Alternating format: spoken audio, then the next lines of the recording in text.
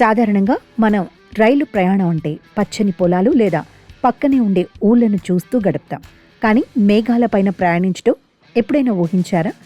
అర్జెంటీనాలోని Andes పర్వత శ్రేణుల్లో సాగే ట్రెన్ ఎలాస్ నుబే సరిగ్గా అలాంటి అనుభూతిని ఇస్తుంది. సముద్ర మట్టానికి సుమారు 4220 మీటర్ల ఎత్తులో ఆకాశమే హద్దుగా సాగే ఈ రైలు ప్రయాణం ప్రపంచవ్యాప్తంగా పర్యాటకులను ఆకర్షిస్తోంది. కిటికీలోంచి చూస్తే మేఘాలు మన పాదాల చెంత ఉన్నట్లు అనిపించే ఈ మార్గం సాహస ప్రియులకు ఒక స్వర్గం లాంటిది.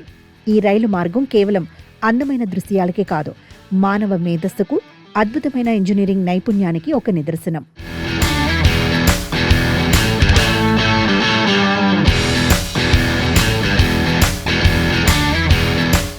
సుమారు 217 కిలోమీటర్ల పొడవైన ఈ మార్గంలో 29 ఎత్తైన వంతెనలు, 21 సొరంగాలు, 13 వయాడక్ట్లు ఉన్నాయి.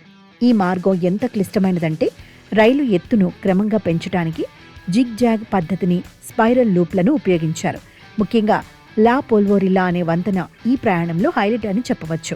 63 మీటర్ల ఎత్తు, 224 మీటర్ల పొడవు ఉండే ఈ వంతెనపై రైలు వెళుతున్నప్పుడు మనం గాలిలో తేలుతున్నామా అన్నంత థ్రిల్లింగ్గా ఉంటుంది.